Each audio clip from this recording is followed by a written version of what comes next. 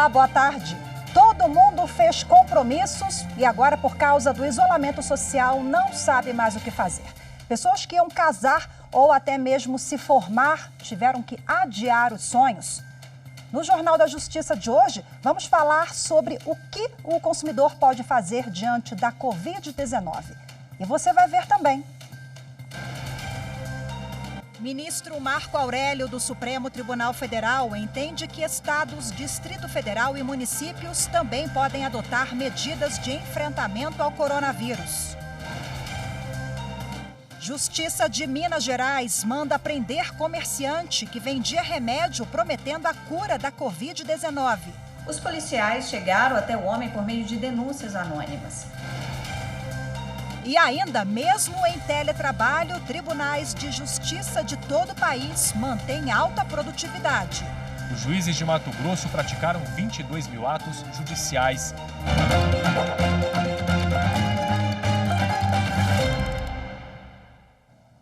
De um lado, governadores baixam decretos com determinações para os seus estados no combate ao coronavírus. Do outro, o governo federal determina ações para todo o país. O conflito de competências veio parar no Supremo Tribunal Federal. Em decisão liminar, o ministro Marco Aurélio, do Supremo Tribunal Federal, entende que estados, Distrito Federal e municípios também podem adotar medidas de enfrentamento à Covid-19. E quem explica melhor para a gente a decisão é a nossa consultora jurídica, Gisele Reis. A decisão do ministro Marco Aurélio, do Supremo Tribunal Federal, deixa explícito que não só o governo federal, como também os estados, o Distrito Federal e os municípios podem legislar em matéria de saúde no que diz respeito ao enfrentamento desta pandemia de projeção internacional e que agora tem sido enfrentada pelo Brasil. O questionamento chegou ao Supremo Tribunal Federal por meio de uma ação direta de inconstitucionalidade ajuizada pelo PDT. O partido argumentava que havia uma concentração de competência na União e que isso acabaria esvaziando a competência dos estados para poder enfrentar essa questão. De acordo com o ministro Marco Aurélio, a competência que autoriza os estados a legislarem em matéria de saúde está no artigo 23 da Constituição Federal. O tema de fundo dessa discussão diz respeito ao federalismo. O federalismo ele estabelece uma repartição de competências, de atribuições, tanto no âmbito de administrativo, tributário e até mesmo normativo. Então, nem tudo é da atribuição da União. Há uma repartição de competências e esse grau de repartição de competências ele vai definir o nível de centralização ou descentralização da União. Portanto, com essa decisão do ministro Marco Aurélio, e aí vale lembrar que é uma decisão provisória, que ainda será submetida à apreciação do plenário, mas com essa decisão ficam então, portanto, os estados, o Distrito Federal e os municípios autorizados, paralelamente, a dispor de medidas, tanto medidas normativas quanto medidas administrativas, para o enfrentamento dessa questão tão grave que o Brasil tem enfrentado no que diz respeito ao enfrentamento, ao combate, à mitigação do vírus, do coronavírus no Brasil. E a ministra Carmen Lúcia, do Supremo Tribunal Federal, negou o pedido do governo do Distrito Federal para que servidores públicos federais da capital do país passem a cumprir expediente em regime de teletrabalho por causa da pandemia do novo coronavírus. Quem traz mais informações sobre a decisão é a repórter Evne Araújo.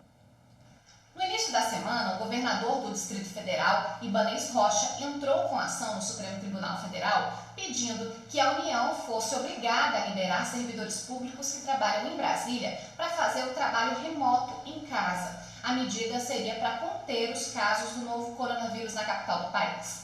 O teletrabalho já foi adotado pelo governo distrital, mas não se aplica àqueles que são subordinados ao governo federal.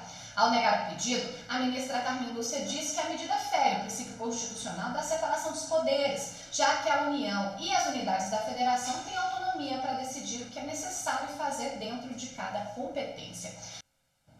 O Corregedor-Geral da Justiça do Trabalho, ministro Aloysio Corrêa da Veiga, recomendou que as corregedorias regionais não considerem o período de suspensão de prazos processuais decorrente das ações de emergência de combate ao novo coronavírus para fins de desconto, suspensão ou interrupção dos prazos dos magistrados para proferir decisões interlocutórias e sentenças. Os prazos estão previstos no Código de Processo Civil. Quem tem mais detalhes é o repórter Daniel Vasques. De acordo com o Corregedor-Geral da Justiça do Trabalho, ministro Aloísio Corrêa da Veiga, as hipóteses de suspensão ou interrupção dos prazos previstos no Código de Processo Civil se restringem apenas aos afastamentos previstos em normas legais, para fins de descontos da contagem dos prazos dos magistrados do sistema e-gestão. No entendimento da Corregedoria, o atual cenário não se enquadra nesses afastamentos, porque há produtividade. Na semana passada, o TST determinou a suspensão das atividades presenciais. A decisão prevê a continuidade dos serviços prestados por meio de trabalho remoto.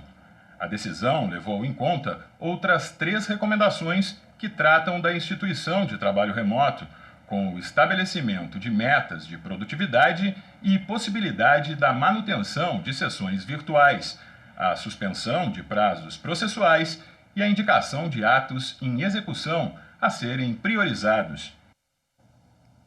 O Superior Tribunal de Justiça concedeu habeas corpus coletivo em favor dos presos que devem pensão alimentícia no estado do Ceará e que podem ir para a prisão domiciliar. A decisão foi baseada no crescimento exponencial da pandemia Covid-19 no Brasil e no mundo. O relator ministro Paulo de Tarso acrescentou ainda que a decisão tem a intenção de assegurar efetividade às recomendações do Conselho Nacional de Justiça para conter a propagação da doença. Essa manifestação atendeu o pedido da Defensoria Pública do Ceará, que impetrou habeas corpus coletivo a todos os presos do estado. E o Tribunal de Justiça do Mato Grosso está a todo vapor, mesmo com a equipe em teletrabalho. Acompanhe na reportagem. Desde o início das medidas adotadas para conter o novo coronavírus, os juízes de Mato Grosso praticaram 22 mil atos judiciais, o equivalente a 6 mil sentenças em 6 dias de teletrabalho. Foram concluídos mais processos do que novas ações que chegaram ao TJ. Ao todo foram 5.586 conclusões e 5.063 novos processos. O balanço foi divulgado pelo Tribunal de Justiça como uma forma de prestação de contas pelo serviço realizado à distância. De acordo com o presidente do tribunal, desembargador Carlos Alberto Alves da Rocha, o resultado desperta maior confiança no planejamento feito para a execução das atividades durante o plantão extraordinário. E não é só lá no Tribunal de Justiça do Mato Grosso que a produtividade está em alta, não. Em Goiás, a Justiça Trabalhista se organizou para dar continuidade aos trabalhos. Estabelecemos, no âmbito da Vara do Trabalho de Goiás, da cidade de Goiás, um regime de trabalho somente de forma eletrônica, sem o contato pessoal, mas garantindo às partes e aos advogados o pleno exercício de petição. Se por um lado as audiências designadas foram temporariamente suspensas, por outro, nós estamos despachando normalmente as petições, bem como dando andamento processual adequado em todos os processos sob nossa jurisdição. Adotamos ainda, em caráter excepcional, o procedimento de homologação dos acordos judiciais, independentemente do comparecimento pessoal da parte para a ratificação dos seus termos, bem como redirecionamos, a partir de hoje, as ligações institucionais para os telefones pessoais de todos os servidores, garantindo assim o contato direto pelas partes e pelos seus advogados. A Ordem dos Advogados do Brasil entrou com ação no Supremo Tribunal Federal questionando a medida provisória que restringe a lei de acesso à informação. Segundo a OAB, o direito do cidadão de ser informado é ainda mais importante nesse momento em que foi decretado o estado de calamidade pública no país. Para a OAB, não se pode limitar parte da lei, porque é ela que impede que ocorram abusos por parte do poder público. A ordem alega ainda que a medida provisória não preenche os requisitos de urgência previstos na Constituição Federal para a edição da norma. O presidente do Supremo Tribunal Federal, ministro Dias Toffoli, reformou a decisão do Tribunal de Justiça de São Paulo, que havia suspendido os efeitos da reforma da Previdência de servidores públicos do Estado. Ao analisar o pedido de reforma no STF, o ministro Dias Toffoli entendeu que a suspensão das novas regras previdenciárias aos servidores públicos do Estado pode gerar grave lesão à ordem público-administrativa, além de acarretar grande insegurança jurídica. O novo plano de previdência, que aumenta a idade para os servidores aposentarem, mas diminui o tempo de contribuição no serviço público, havia sido aprovado pelo plenário da Assembleia Legislativa no início deste mês. O desembargador do Tribunal de Justiça Paulista havia cancelado a eficácia da reforma com base na violação do princípio da colegialidade, porque o presidente da Alesp designou um relator especial para fazer o relatório, e não a Comissão de Constituição, Justiça e Redação. Ministro do Superior Tribunal de Justiça mantém a prisão da mulher, conhecida como viúva da Mega Sena. A defesa entrou com pedido de habeas corpus no Tribunal de Justiça do Rio de Janeiro, que negou o pedido, considerando, entre outros motivos, o fato dela ter ficado foragida anteriormente. No STJ, o pedido de liberdade foi sustentado com o argumento de que não haveria nenhuma oposição à aplicação de medidas cautelares diversas. Mas o ministro Ribeiro Dantas, relator do processo, explicou que a concessão de liminar em habeas corpus é uma medida excepcional e que, como não houve flagrante ilegalidade no caso, o pedido não pode ser aceito. O mérito do habeas corpus ainda vai ser analisado pela 5ª turma. E você vai ver a seguir contratos de prestação de serviços cancelados por causa do isolamento social. Quais são os direitos das pessoas nesses casos? Daqui a pouco, eu volto já. Fazer as coisas na lei, na verdade, sempre.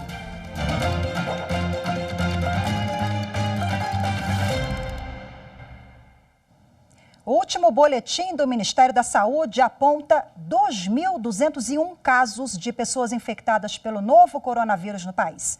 46 pessoas morreram por causa de complicações da doença.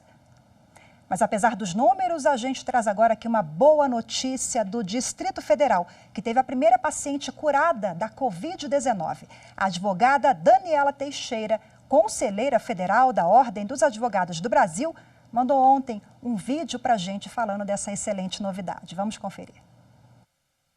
Eu fui infectada com o coronavírus em um seminário de advogadas que eu participei em Fortaleza, no dia 5 de março. Foram 19 dias de muito estresse, muita tensão, muito medo de desenvolver algum sintoma grave ou de passar o coronavírus para os meus parentes, principalmente meu marido e os meus filhos aqui em casa. Hoje eu recebi a notícia de que eu não tenho mais a carga viral no organismo, então eu levo essa mensagem de otimismo para os que estão infectados no Brasil, que sigam todas as instruções dos médicos para que possam sair bem ao final. E na cidade de Ipanema, que fica no Vale do Rio Doce, a 357 quilômetros de Belo Horizonte, um homem foi preso em flagrante por vender medicamento que prometia a cura do novo coronavírus e de câncer. Os policiais chegaram até o homem por meio de denúncias anônimas. A juíza local, por meio remoto, converteu a prisão em flagrante por preventiva, ou seja, sem prazo, com base nos crimes de falsificação, corrupção, adulteração ou alteração de produtos terapêuticos ou medicinais, previstos no Código Penal, com pena de até 15 anos de prisão e multa. O comerciante foi encontrado pelos policiais com várias amostras do medicamento.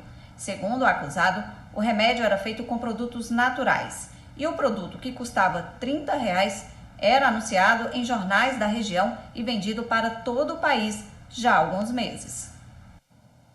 O juiz da 5ª Vara da Fazenda Pública e Saúde Pública do Distrito Federal determinou que paciente diagnosticado com coronavírus seja submetido a novo exame laboratorial para ter o pedido de liberação do isolamento domiciliar analisado. O réu alega que já cumpriu o prazo de 14 dias, mas na decisão o juiz determinou que o homem deve ficar em quarentena até apresentar o resultado negativo dos exames ou por mais 14 dias, sob pena de multa de R$5.000 por dia de descumprimento.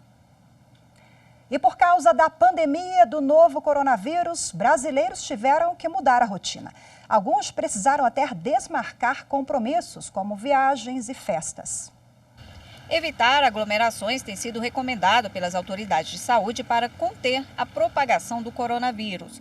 Por isso, muita gente teve que adiar compromissos, como Jamile, que se formou em Educação Física no ano passado, e as comemorações planejadas 6 meses antes, como a colação de grau e a festa de formatura, tiveram que ser adiadas por conta da pandemia.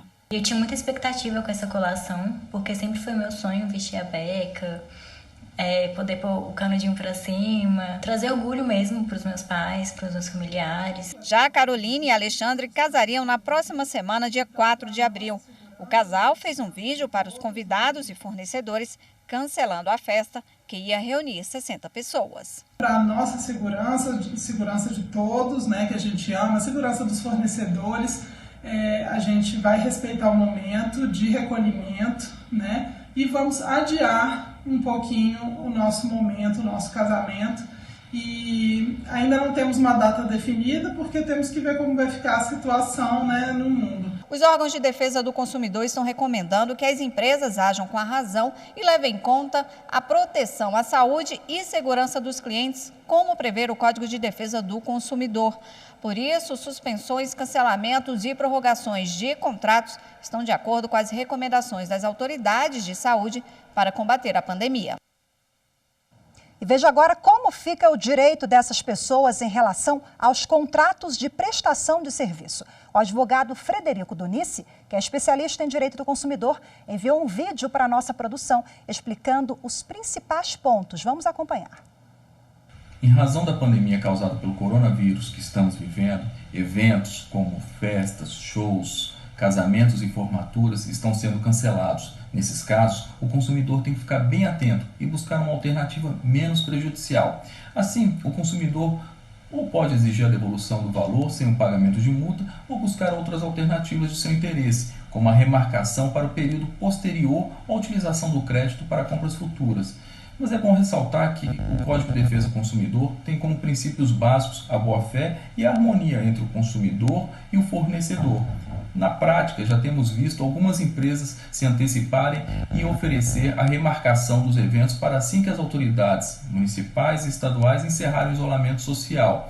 Mas se de todas as tentativas de solução para o problema com o fornecedor, todas forem esgotadas, o consumidor deve procurar o PROCON ou o Poder Judiciário. Nos casos em que o consumidor já tenha pago boa parte do evento, ele poderá negociar com o fornecedor e pedir o adiamento do evento para uma data futura, sem aplicação de multa. Poderá ainda pedir a suspensão do pagamento até a designação de uma nova data para a realização do evento, após o encerramento do isolamento social. Mas caso ele não tenha mais interesse na realização do evento, ele poderá pedir o reembolso do valor pago sem antecipação de multa. É importante lembrar que caso o consumidor opte por buscar a solução do problema junto ao Poder Judiciário, ambas as partes, tanto ele quanto o fornecedor, poderão alegar que deixaram de cumprir esse contrato por um motivo de força maior e assim caberá ao Poder Judiciário analisar o caso concreto. Devido ao isolamento social, as instituições de ensino têm optado por fazer aulas em modo EAD, que é o ensino à distância. Alguns alunos têm reclamado sobre a cobrança da mensalidade integral. Inicialmente é importante esclarecer que o MEC tem autorizado aulas à distância de alguns cursos presenciais. Portanto, diante dessa situação, se a instituição de ensino está entregando efetivamente aquela carga horária contratada e o conteúdo programático previsto, ela poderá sim cobrar a mensalidade. Porém, o aluno pode pedir a redução do valor da mensalidade de atividades extras que não estão sendo efetivamente utilizadas, como, por exemplo, a refeição, aulas de laboratório, o estágio obrigatório dentro da faculdade. E há casos também em que as escolas flexibilizarão o calendário escolar para a reposição das aulas durante as férias escolares ou aos finais de semana, sendo que nesses casos é devido também o pagamento da mensalidade. Por fim, o consumidor tem o direito de pedir o cancelamento da matrícula, sem o pagamento de multa, mas devendo pagar pelos serviços que efetivamente ele usufruiu. Com relação ao cancelamento das matrículas de cursos de curta duração, o consumidor pode pedir o seu cancelamento, sem o pagamento de multas e, em certos casos, solicitar a devolução do dinheiro, uma vez que com a suspensão das aulas fica prejudicada a continuação do curso pelo aluno. É possível também pedir a suspensão do pagamento até o retorno das atividades. Com relação às academias, os consumidores podem tentar negociar diretamente a suspensão do contrato durante esse período de pandemia e compensá-lo depois, quando cessar a orientação das autoridades municipais e estaduais de isolamento social. Por exemplo, se esse cenário continuar por mais um mês, o consumidor pode pedir para continuar as aulas pelo mesmo período em que ficou sem as atividades. Mas se a academia se recusar a negociar com o consumidor, ele pode e deve procurar o PROCON ou o Poder Judiciário. Uma outra dúvida que fica é se os ajustes encontrados podem ser feitos sem sair de casa. Nesse momento em que as autoridades têm recomendado permanecer em casa, a negociação e a formalização do acordo podem ocorrer de forma virtual, ou seja, ou por e-mail ou por aplicativos de celulares, a fim de evitar a cobrança e pagamentos indevidos. A gente tem que saber que o momento é de negociar. Tanto o consumidor quanto o fornecedor devem flexibilizar as possibilidades de acordo para que nenhuma das partes saia prejudicada. E você vai ver a seguir os detalhes da videoconferência Diálogo pelo Brasil com o presidente do Supremo Tribunal Federal, ministro Dias Toffoli. É já já. Justiça é o bem social do cidadão. É você ter um retorno daquilo que você merece, né? Um bem-estar.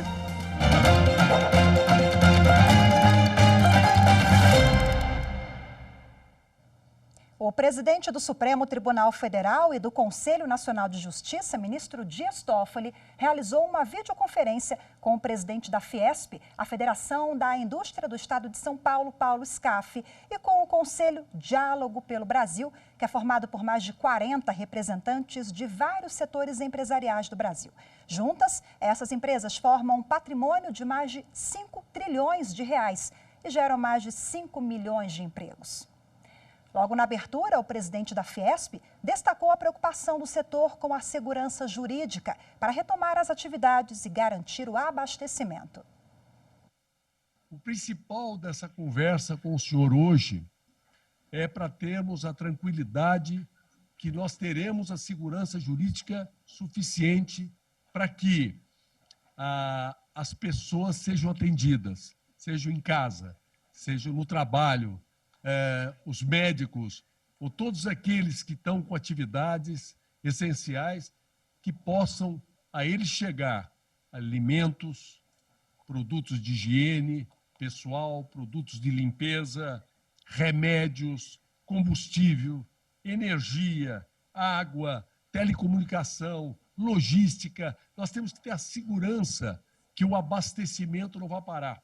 Nós temos que ter a segurança que essas atividades prioritárias, elas vão ter as condições para perfeito funcionamento. E nessa videoconferência, o presidente do Supremo Tribunal Federal, Dias Toffoli, afirmou que a segurança jurídica é fundamental neste momento. Ele lembrou que no início da crise aqui no Brasil, houveram algumas medidas desencontradas, mas depois a situação se normalizou.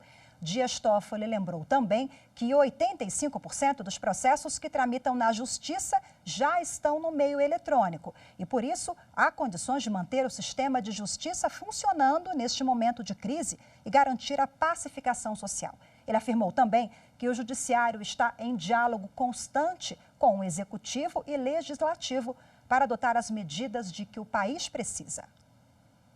Eu penso que é um momento importante de mostrar para o país, para a nação, o registro desse trabalho que todos nós temos que estar unidos para que possamos enfrentar, do ponto de vista da segurança jurídica, mas antes disso, da saúde e, posteriormente, de pensar a reconstrução da economia do país, que, não há dúvida nenhuma, será um grave efeito colateral dessa pandemia.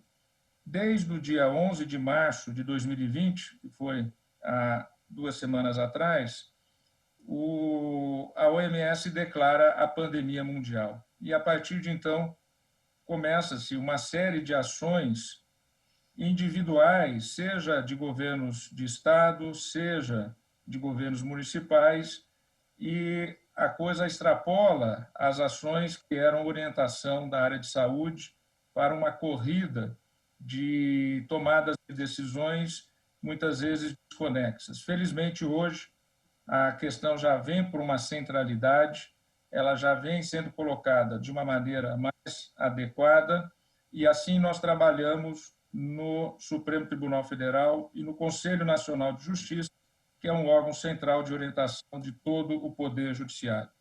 De 78 milhões de processos que tramitam na Justiça, 85% já é eletrônico. No Supremo Tribunal Federal, 95% dos processos são eletrônicos. Portanto, nós temos condições de manter o sistema de justiça e o sistema judicial funcionando dentro desse momento que o mundo passa, para, através do meio eletrônico, poder atender os litígios e a pacificação social desses litígios.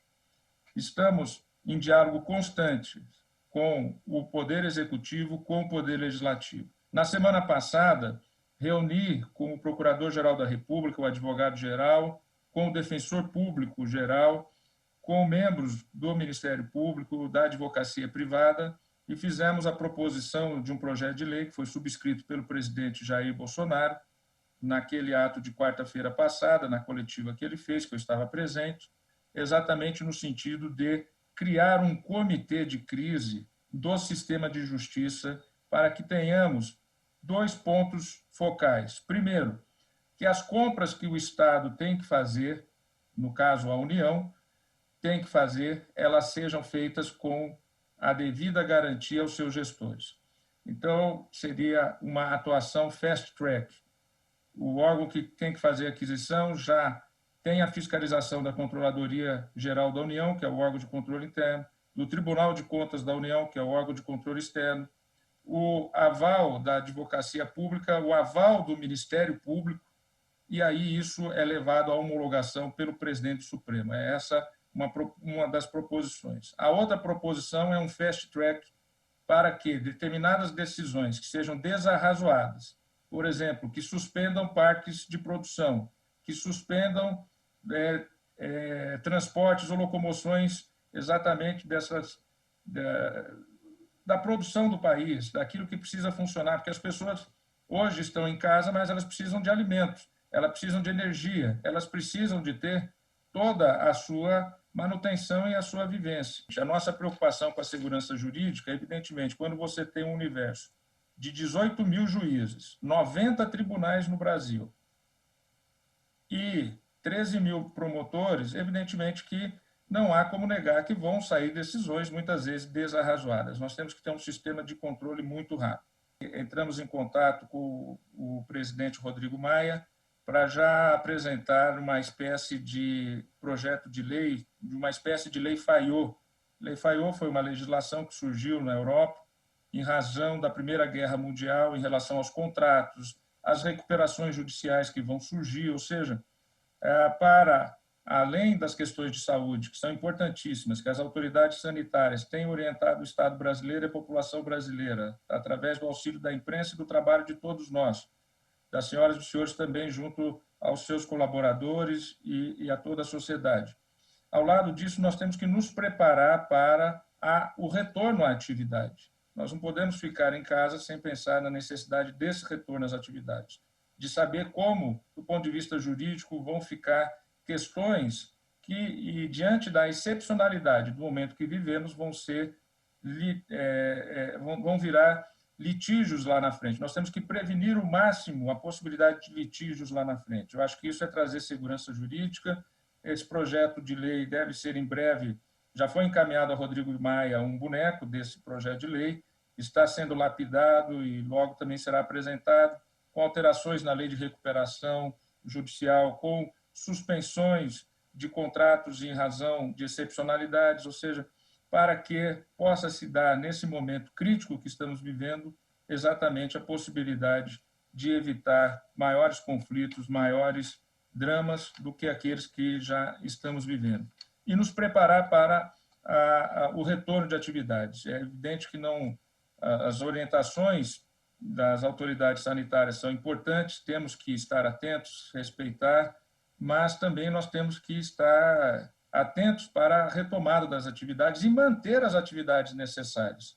Nós vamos ter que ter consciência que nós temos que manter, tem que manter supermercado funcionando, tem que manter base funcionando, enfim, como selecionar, e já surgem, as senhoras e os senhores sabem muito bem, pessoas, tanto na área de saúde, quanto na área econômica e na área sociológica, já defendendo a possibilidade de já se pensar exatamente a retomada das atividades por conta do alto grau de impacto colateral que uma recessão, uma diminuição, que é fato já, da atividade econômica pode impor a todos. E logo após as falas iniciais do presidente do Supremo Tribunal Federal, ministro Dias Toffoli, e do presidente da Fiesp, a Federação das Indústrias do Estado de São Paulo, Paulo Scaff, foi aberto um espaço para perguntas dos empresários. Os representantes do setor produtivo demonstraram preocupações com o pagamento de impostos, prazo para a retomada das atividades e também a votação das reformas necessárias para a retomada do crescimento econômico. Vamos ouvir. Fiquei muito feliz do senhor falar em retomada. Nós temos que pensar, estamos num período de paralisação da economia, esse período é necessário, as autoridades sanitárias recomendam, mesmo países que demoraram para tomar essa medida, como o caso da Inglaterra, tomaram por 3 semanas, deram um prazo para terminar. É importante que nós nos preparemos para a retomada e comecemos a falar em prazo para terminar. A economia não pode ficar parada, as pessoas não podem ficar sem a esperança de que vão voltar a trabalhar, que vão voltar a ter renda. Todos nós estamos fazendo muito esforço e doando muito dinheiro e muitos equipamentos e muita coisa. E vamos todos ter que pagar 4% de IPCMD, no caso de São Paulo, e os estados vão ter que pagar também. Será que não cabe um esforço coordenado para a gente, nessa época da crise, no mínimo sobre esses esforços, não ter que pagar esses impostos? O que nós podemos fazer, é um diálogo constante, realmente, é manter aí as medidas que estão sendo adotadas com a maior segurança jurídica possível. Então, temos dialogado bastante, seja com o Palácio do Planalto, seja com a área econômica, exatamente nesse sentido, e também com o gabinete de crise, que hoje é comandado pelo Braga Neto, fora na área de saúde com o ministro Mandetta. Temos também uma preocupação de evitar pautas nesse momento que possam dar impactos na área econômica e prejudicar, então, um ambiente de maior tranquilidade. Isso tudo nós estamos revendo e analisando para evitar aí maiores dramas. Eu falaria 3 coisinhas, mas a primeira é muito importante. Eu gostaria de relembrar o esforço do senhor pessoal há mais de um ano atrás, que foi muito falado pela mídia, que era o acordo dos 3 poderes, naquele momento, para fazer as reformas, assim por diante. Exato.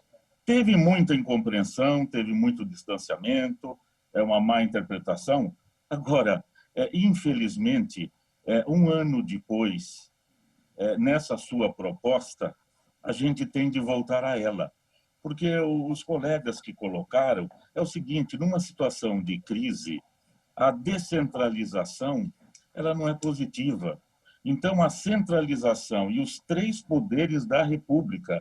Outro dia, eu até o problema da saúde não é municipal, não é estadual, não é federal, é do país. E aí, então, eu deixaria para esta reflexão do senhor retomar, porque é o seguinte, quem não tiver em torno da mesa para resolver, vai sair muito mal, ou pela história, ou pelas consequências. O pacto entre os 3 poderes é mais do que nunca vital agora. E isso que está sendo feito também com os governadores é importantíssimo, porque para trazer uma centralidade. Mais do que nunca, eu acho que nós temos que estar num gabinete de crise constante, executivo, legislativo, judiciário e os governadores de Estado. A sociedade hoje, a sociedade em rede, hoje, ela impõe do Estado uma rapidez, e o Estado é um só. Nós não temos mais como trabalhar daquela forma compartimentada que a sociedade viveu. E acho que depois que terminar a gente superar esse problema da saúde, nós vamos ter que repensar realmente as relações do Estado, seja o Estado federado brasileiro, a nossa federação, seja a relação entre os poderes. Porque não dá mais para cada um agir na sua caixinha. Ou está todo mundo junto, trabalhando, ou nós vamos ser atropelados por uma sociedade em rede, uma sociedade globalizada, uma sociedade mundializada, porque a globalização vai continuar, não tenho dúvida, apesar do pêndulo, que às vezes dá recuos, mas isso, para mim, é algo realmente que não há outra, não há reversão. Pode ter momentos de conjuntura, mas é irreversível do ponto de vista da globalização da economia, do conhecimento e da comunicação. Então, o Estado tem que ser mais ágil, o Estado tem que ser mais rápido. A maioria da nossa atividade não é essencial. E hoje estou realmente com dúvida ao respeito de saber se eu posso continuar ou não. Tem um ponto que abriu uma brecha gigante para a realização futura. O coronavírus pode ser ocupacional, mediante comprovação de nexo causal. Isso me preocupa bastante, porque se hoje eu tomo a responsabilidade de pedir aos meus funcionários de vir para trabalhar para uma atividade não essencial, e amanhã eu posso enfrentar consequências judiciais extremamente importantes. O caráter ocupacional do Covid me preocupa bastante. Eu acho que deveríamos hoje, por conta dessa crise sanitária mundial, ver como esquecer isso e de não criar essa brecha importante para o futuro. Obrigado.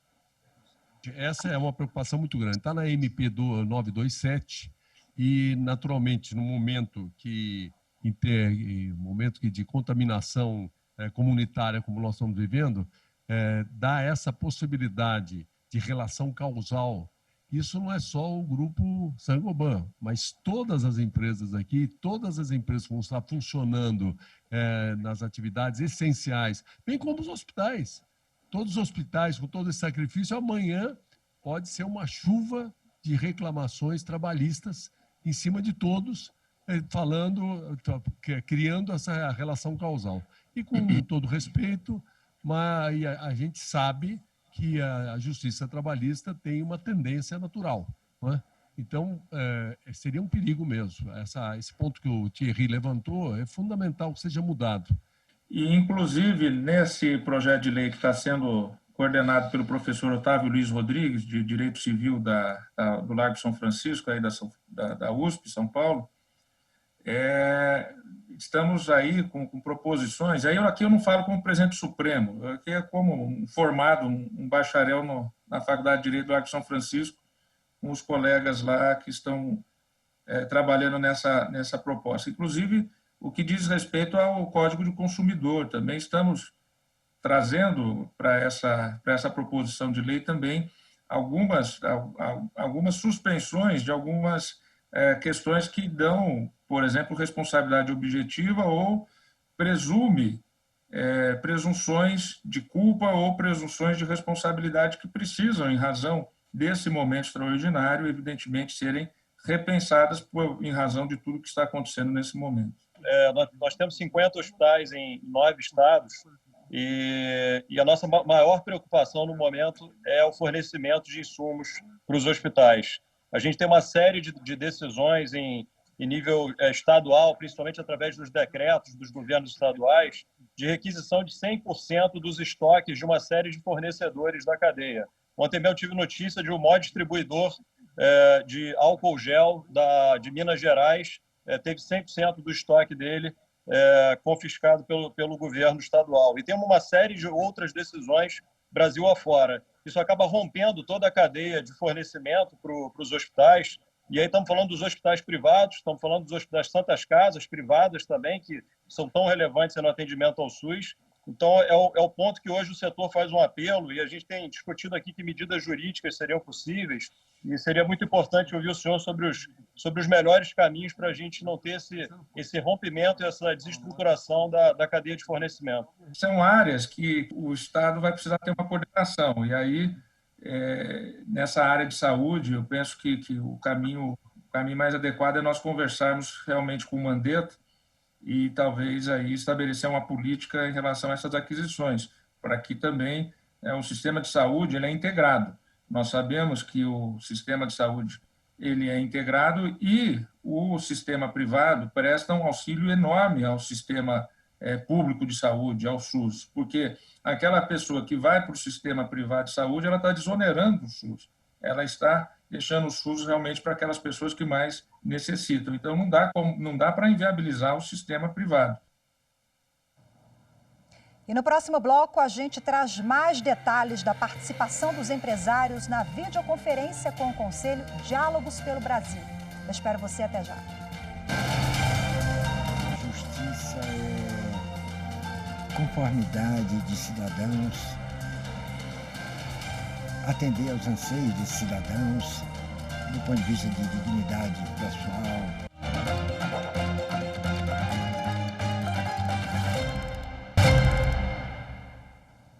Nós vamos voltar com mais uma parte do resumo da videoconferência do presidente do Supremo Tribunal Federal, ministro Dias Toffoli, com o Conselho Diálogo pelo Brasil, formado por mais de 40 empresários, representantes de vários setores da economia do país.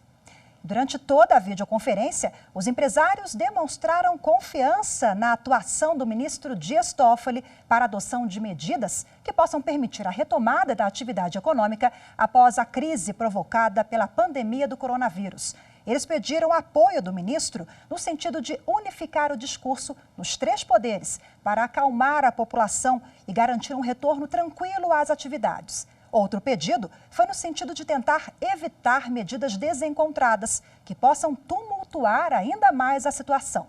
Vamos ouvir agora o último trecho do resumo dessa videoconferência. Daquela ideia que o senhor colocou, agora em outro contexto, talvez ainda mais importante, que é um pacto dos 3 poderes para que, inclusive, a gente possa acalmar a população. É natural que as notícias, que eram notícias alarmantes, fossem até importantes para alertar a população, para que ela possa tomar os devidos cuidados de higiene, de distanciamento social, mas muitos dos nossos colaboradores hoje estão, às vezes, preocupados até em frequentar os locais de serviço, por mais que as empresas estejam tomando todas as precauções necessárias para protegê-los, né? E pior do que isso, os consumidores estão aterrorizados com essa situação e mesmo que a gente volte a abrir o comércio, vai ter que voltar a abrir em algum dia, a retomada do consumo vai ser lenta. E uma comunicação unificada, e aí talvez nós todos possamos ajudar nessa comunicação, de retomar um pouco de otimismo, de futuro. Eu acho que é muito importante para isso o destaque do Trabuco, aquela retomada do Pacto dos 3 Poderes, é fundamental, porque sem uma comunicação uníssona dos 3 poderes, inclusive das outras entidades da federação, vai ser muito difícil que a população retome a confiança no curto prazo para que a gente possa retomar a economia, né? É importante isso, Josué, e principalmente pelo seguinte, eu tenho sempre dito, o povo brasileiro, ele bem informado, bem orientado, ele é cumpridor Às vezes se diz que não, que o oriental é... Mas nós temos aqui o exemplo do apagão. Veja, na época do apagão, que tinha que se economizar 20% da energia. Todos nós passamos por isso no ano de 2001. E a população foi completamente fiel às orientações que ela recebeu. Houve uma centralidade de comunicação. É fundamental isso, porque exatamente isso traz tranquilidade.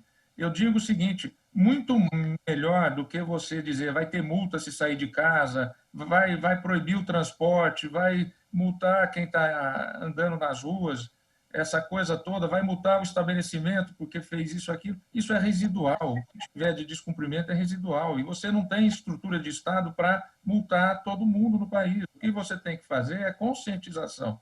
E o povo brasileiro já mostrou ao longo da história que ele, estando bem orientado, ele faz aquilo que ele foi orientado, ele é um povo consciente. Veja que em uma semana, a pesquisa do Datafolha já deu que 75% dos brasileiros estão bem orientados a respeito disso. Nós temos que chegar exatamente a uma coordenação. Apesar de difusão de várias orientações diferentes, que foram surgindo, atos de governo de Estado, atos de prefeitos, o fato é que, se houver uma centralidade nessas orientações, isso vai acalmar a população, no sentido dela saber que, por exemplo, um dado que pouca gente sabe, 85% das pessoas que pegaram esse vírus não têm sintomas. Não tem sintomas. Eu estou em casa de quarentena para não queimar um kit, porque está tendo falta de kit para aqueles que precisam mais. E estou trabalhando de casa. Felizmente, o Supremo, quase 100% é tudo eletrônico. E nós podemos fazer uma reunião como essa agora aqui. Eu peço aí porque, através do que o senhor, com a presidência do Supremo, ratifique o poder centralizado que o Supremo tem sobre vários decretos e projetos de leis que estão surgindo nos governos. A gente está, dia a dia, tentando lutar contra eles, porque a competência não está no Estado ou em alguns municípios para definir sobre o nosso serviço. Então, eu pediria aqui, em nome aí dos meus outros colegas do meu setor também, que estamos todos os dias, cada dia, com uma surpresa nova de um governador ou de um município que vem com algumas ideias que não são viáveis nesse momento, não são viáveis, vão contra a sustentabilidade da rede. Nós precisamos que a rede funcione. Não é o momento de fazer alguns pedidos que podem se aparecer até, em certos casos, populistas, de liberações que não têm sentido algum para que todos nós estejamos conectados. Então, eu peço aí para o senhor que, por favor, de alguma maneira, dê uma resposta que ratifique o poder que está no Supremo. Na área de telecomunicações, são inúmeros os precedentes de que a normativa é todo ele federal, né? Você tem isso daí. E a ideia daquele projeto de lei é exatamente dar à presidência do Supremo poderes para que, recebendo o pedido, imediatamente suspenda as políticas públicas locais ou decisões judiciais que estejam em desacordo com a jurisprudência do Supremo, em desacordo com a divisão de competências normativas da Federação. O STF tem nas suas pautas de votação inúmeros casos que, quando decididos, eles destravarão uma série de negócios para as empresas. São pautas relacionadas a tributos, privatizações, concessões e, naturalmente... Pois é uma pauta muito positiva aí para o setor produtivo e agora vamos ter que repensar aí exatamente, porque é uma prioridade que eu tinha dado nesse semestre aí, sem dúvida nenhuma, vamos tentar manter. Mas diga, te escuto. Então, nós temos ciência do grande volume de temas críticos, mas só a título de sugestão, não sei se é possível focar e pacificar algumas dessas pautas que podem ajudar a destravar a economia. Uma delas, por exemplo, é o ICMS na base do cálculo de PIS/COFINS, que estava programada agora, pouco antes da crise, não é?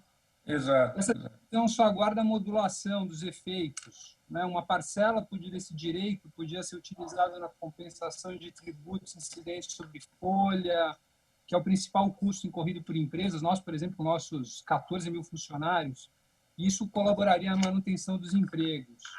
E, obviamente, a gente espera, a União poderia limitar esse direito de compensação de forma a assegurar um fluxo de arrecadação para o erário.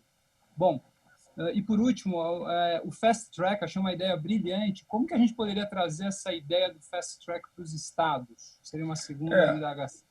Aprovando no Congresso Nacional, como ela altera algumas normas processuais, não pôde ser encaminhado por medida provisória. E também numa política do presidente de prestigiar o Congresso Nacional. Todos nós decidimos encaminhar para o Congresso um projeto de lei. Aprovando esse projeto de lei, já há um dispositivo lá autorizando os estados a instituir a mesma situação para os estados, ou seja, os presidentes de tribunais locais passarão a ter a possibilidade de imediatamente já suspender decisões que sejam desarrazoadas ou que comprometam aí o funcionamento da sociedade. Então, mais uma vez, e tem um outro elemento, um terceiro elemento desse projeto de lei, que ele dá um empoderamento maior para o Conselho Nacional de Justiça e também para o Conselho Nacional do Ministério Público, que é as orientações emanadas do Conselho Nacional do Ministério Público e do Conselho Nacional de Justiça ter um enforcement maior para que os juízes possam, então, seguir essas orientações sob pena de abuso, sob pena de responsabilidade, ou seja, para trazer uma centralidade. Esse projeto de lei, então, ele é um projeto de lei enxuto, mas que imagino que tem uma importância muito grande. Isso para ficar no sistema de justiça. É um comitê de crise para o sistema de justiça que poderá ser replicado, se aprovado pelo Congresso, nos estados. E, fora isso, evidentemente, o Comitê do Pacto dos Três Poderes, que é fundamental para todo o aspecto geral de tudo que está acontecendo. Na área de privacidade de dados, esse era algo que nós estávamos nos preparando muito, porque havia uma lei com uma expectativa, né, para entrar em vigor aí em agosto de 2020, que ia mudar muito a forma de nós estarmos trabalhando. E hoje, até para responder à crise, eu me vejo em dilemas. Posso fazer? Não posso? Posso usar essa informação? Posso me comunicar com esse consumidor, com esse cliente ou com esse fornecedor? Queria entender um pouquinho a perspectiva do senhor, como vocês estão vendo a lei de privacidade nesse contexto. Essa legislação prevê uma criação de um conselho, né? 2 conselhos, na verdade, para a sua regulamentação e para a sua fiscalização.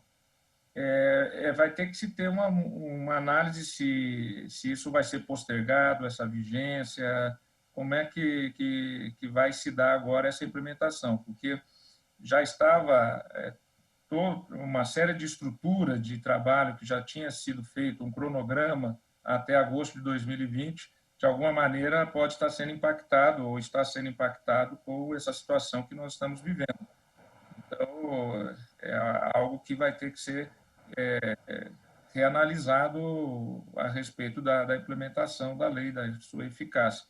Ela já teve uma prorrogação uma vez, não sei se eventualmente seja o Poder Executivo no MP, seja o Legislativo, se vai se pensar numa prorrogação, mas é algo para colocar aqui no radar. Vou já também procurar me inteirar melhor de como é que está o estado da arte dessa implementação agora. E eu deixo aqui a sugestão para o senhor e humildemente para os meus colegas, mas na PIG nós estamos pensando em todas as coisas que nós vamos deixar para depois, de tal forma que a gente possa investir no agora e na manutenção dos empregos e na nossa missão de abastecimento, né? Nós é o prioritário agora. Comida, mas a gente oferece fralda, pasta de dente, absorvente, importantíssimo, fico muito feliz que o senhor fez a barba, espero que tenha sido com os nossos produtos, mas, então, uma informação clara como essa me permite desmobilizar uma equipe enorme que hoje está trabalhando para que a gente esteja pronto para aderir e cumprir com essa legislação e tantas outras normativas que possam ter. Semana passada nós aprovamos a possibilidade de, a qualquer momento, um colega colocar em julgamento qualquer ação em razão da urgência que nós estamos vivendo. Então, nós criamos também uma pauta fast track no Supremo Tribunal Federal, seja do ponto de vista de decisões administrativas, porque são decisões dramáticas para tomar sozinho. Eu imagino que cada um de vocês não estão passando nas suas áreas de atuação, porque não tem decisão que seja boa. Toda decisão que for tomada é ruim. Então, criamos um fast track para decisões administrativas e criamos um fast track para decisões jurisdicionais. Como sempre, preservando as garantias, a intimação das partes, dos advogados, do Ministério Público, mas para poder ter decisões rapidamente. Eu não vou aqui repetir, resumidamente, todas as sugestões que chegaram, mas saibam todos que eu anotei aqui, desde das questões gerais, que abrange todos os poderes, essa união necessária, seja as demandas específicas, indo até a questão relativa da legislação que está para ser implementada, da proteção de dados, são questões todas importantes que nós vamos ter que estar atentos. E essa nova legislação que vai ser apresentada ao presidente Rodrigo Maia, que é exatamente inspirada, como lembrou o Constantino, na legislação da época da guerra, exatamente para poder trazer essa segurança jurídica, trazer aí o dia seguinte com estabilidade. Então, o resumo aqui é segurança jurídica. Estou à disposição. Muito obrigado. Bom, e para terminar o Jornal da Justiça de hoje, vem da internet um vídeo muito fofo com uma orientação super importante para o momento em que estamos passando agora. Veja aí. Pessoal, vocês estão lavando direitinho as mãos? Cuidado com o coronavírus que tem na rua. Ele é pequeno, ele come vocês. Cuidado com ele. Ah, meu Deus. Lindo esse vídeo, né? Cuidado com eles, fica o recadinho, viu? O Jornal da Justiça, primeira edição, fica por aqui, mas eu continuo com vocês, trazendo mais informações. Eu volto em instantes, ao vivo, com o programa especial Coronavírus. É tempo de beber uma aguinha rapidinho, depois ainda tem o Justiça Agora, que hoje traz a abertura da videoconferência com o ministro Dias Toffoli no Conselho Diálogo Brasil. Então já sabe, continue com a gente. Especial Coronavírus, na sequência, a videoconferência também na íntegra. Até já já.